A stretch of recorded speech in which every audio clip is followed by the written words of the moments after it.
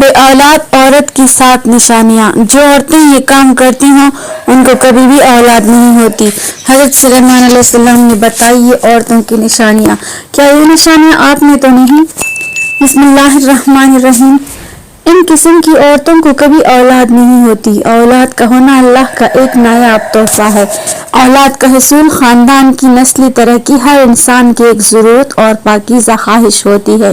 ایک شادی شدہ جوڑے کی خوشیاں اس وقت تک ادھوری رہتی ہیں جب تک اس جوڑے کی گود میں اولاد جیسی نعمت موجود نہ ہو۔ بحیثیت مسلمان ہمارا ایمان اور یقین ہے کہ اچھی اور نیک صالح اولاد اپنے والدین کے لیے مغفرت اور بخشش کا ایک ذریعہ ہے۔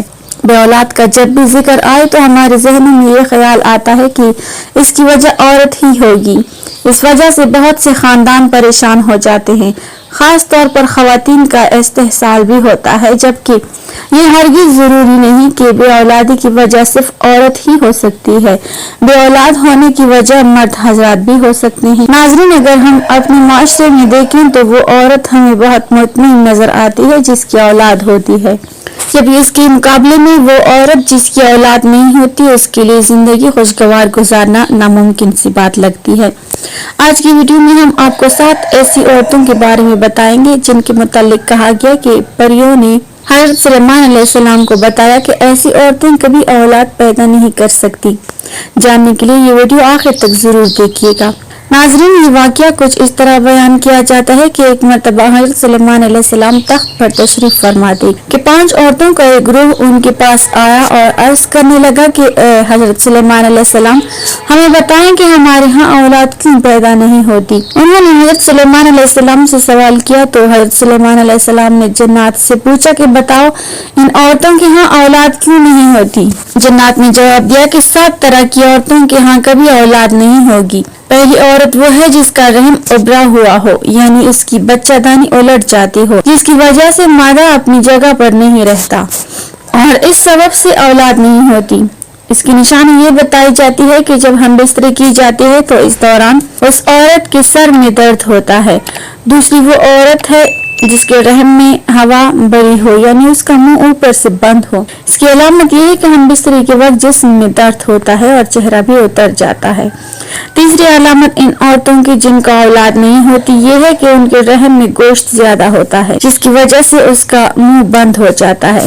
عام طور پر یہ شکایت موٹی عورتوں میں دیکھی جاتی ہے اور اس کی علامت یہ بتائی جاتی ہے کہ ہم بستری کے بعد ان کی ریڑھ کی ہڈی میں درد ہوتا ہے، اس وجہ سے وہ پیدا نہیں کر سکتی اولاد۔ اس کے بعد بتایا گیا کہ جس عورت کے رحم میں کیڑے پیدا ہو جائیں اس وجہ سے بھی بچے پیدا نہیں ہوتے اور اس کی علامت یہ ہے کہ ہم بستری کے دوران پنڈلیوں اور ایڑیوں میں درد ہوتا ہے، ایسی عورت ماں نہیں بن سکتی۔ اس کے بعد اگلی نشانی یہ بیان کی گئی کہ ان کے رحم میں گرمی حد سے زیادہ ہو جاتی ہے، خون ملنا بند ہو جاتا ہے اور مادہ وہاں ٹھہر نہیں پاتا۔ اس کی علامت یہ بتائی گئی کہ دل میں گھبراہٹ ہوتی ہے اور ایسی عورت کو غشی کے دورے پڑتے ہیں۔ اس لیے جن عورتوں میں یہ علامات ہوں ان میں اولاد کا پیدا ہونا مشکل سمجھا جاتا ہے۔ اس کے بعد رحم میں سردی کا زیادہ ہو جانا بھی اولاد سے محرومی کی ایک وجہ بیان کی گئی۔ اس کی نشانی یہ بتائی گئی کہ ایسی عورت کے سینے میں درد رہتا ہے۔ آخری نشانی جنات کی طرف سے یہ بتائی گئی کہ بعض عورتوں پر جنات کا سایہ ہوتا ہے اور وہ اندر بچہ ختم کر دیتے ہیں۔ جو مادہ کے رحم میں مختلف چیزیں ہوتی ہیں انہیں ختم کر دیتے ہیں۔ اس کی نشانی یہ بتائی گئی کہ اسے ہم بستری کے دوران نہ درد محسوس ہوتا ہے اور نہ لذت۔ یہ وہ 7 عورتیں ہیں جن کے بارے میں بیان کیا گیا کہ ان میں اولاد کیوں نہیں ہوتی۔ ناظرین، صرف عورتیں ہی میں بانجھ پن نہیں ہوتا، مردوں میں بھی بانجھ پن پایا جاتا ہے۔ مردانہ بانجھ پن سے مراد مرد کی صحت کا کوئی بھی ایسا مسئلہ ہو سکتا ہے جو اس کی بیوی کے حاملہ ہونے کے امکانات کو کم کر دے۔ 100 میں سے 13 جوڑے غیر محفوظ جنسی تعلقات کے باوجود حاملہ نہیں ہو پاتے۔ مردوں اور عورتوں دونوں میں بانجھ پن کی بہت سی وجوہات ہو سکتی ہیں۔ بانجھ پن کے 1/3 سے زیادہ معاملات میں مسئلہ مرد کے ساتھ ہوتا ہے۔ یہ اکثر مرد کے سپرم کی کم پیداوار یا سپرم کی ترسیل میں مسئلے کی وجہ سے ہوتا ہے۔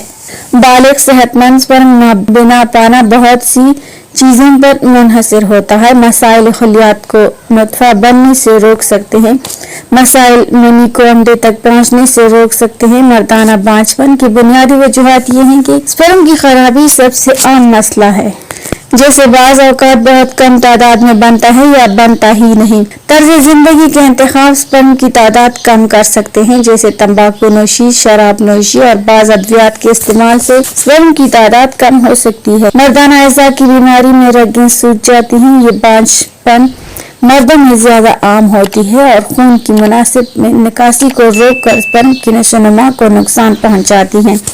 अंदरूनी इंजाल इस वक्त होता है जब मनी जिस्म में पीछे की तरफ चली जाती है और अज़्वे तनासुल से बाहर निकलने के बजाय मसाने में चली जाती है। ऐसा इस वक्त होता है जब मसाने के एज़ाब और पट्टे इंजाल के दौरान बंद नहीं होते। मनी में नॉर्मल स्पर्म हो सकता है, लेकिन मनी अज़्वे तनासुल से खारिज नहीं होती, इसलिए अंडे तक नहीं पहुँच पाती। यह बीमारी और अद्वियात या एसाबी निज़ाम के मसाइल की वजह से हो सकती है। अलामात में इंजाल के बाद आलूदा पेशाब और खुश्क इंजाल शामिल हो सकते हैं। बाज़ औक़ात मर्द का जिस्म ऐसे जरासीम बना लेता है जो उसके अपने स्पर्म पर हमला कर देते हैं। ये जरासीम अक्सर चोट, सर्जरी या इन्फेक्शन की वजह से बनते हैं और नुत्फे की हरकत और काम करने की सलाहियत को रोक देते हैं।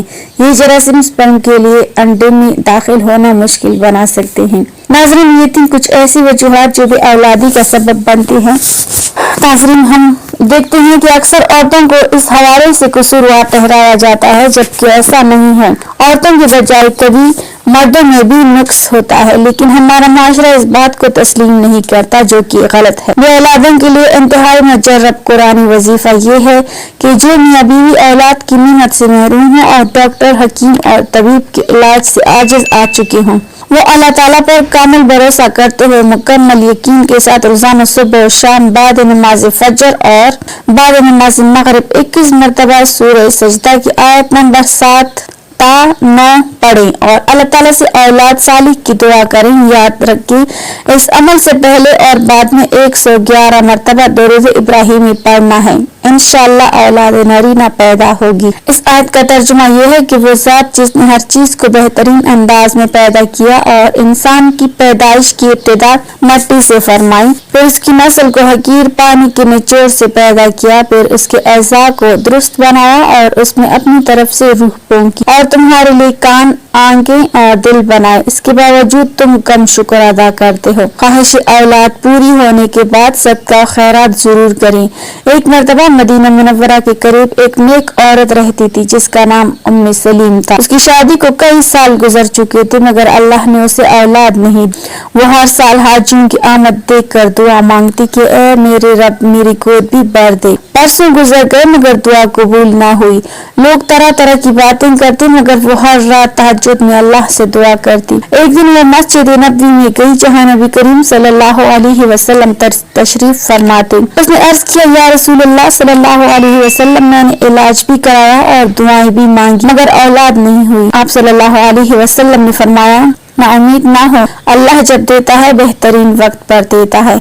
सब्र कर, इस्तिग़फ़ार कर और सदका दिया कर। वो औरत इस्तिग़फ़ार और सदका करती रही। चंद माह बाद उसे खुशखबरी मिली और उसके यहाँ बच्चा पैदा हुआ। नबी करीम सल्लल्लाहु अलैहि वसल्लम ने फरमाया, देखा, अल्लाह देर करता है मगर देता जरूर है। वो औरत जिंदगी भर शुक्र अदा करती रही और बेऔलाद औरतों को सब्र और यकीन की तलकीन करती। बेऔलादी एक आजमाइश है, मगर अल्लाह ताला कुरान में फरमाता है कि वो जिसे चाहे बेटे दे, जिसे चाहे बेटियां दे और जिसे चाहे बांझ रखे।